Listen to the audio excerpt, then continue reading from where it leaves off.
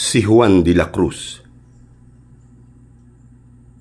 Maitutumba ba ang lahing matatag, hinog sa panahong di nababagabag? Anumang dumaang mga kalamidad, tumatayong muli matapos bumagsak.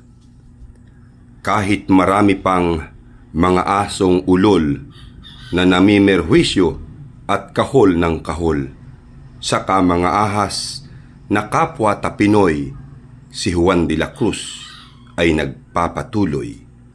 Ang katulad natin ay isang kawayan, kung saan humangay, doon humahapay.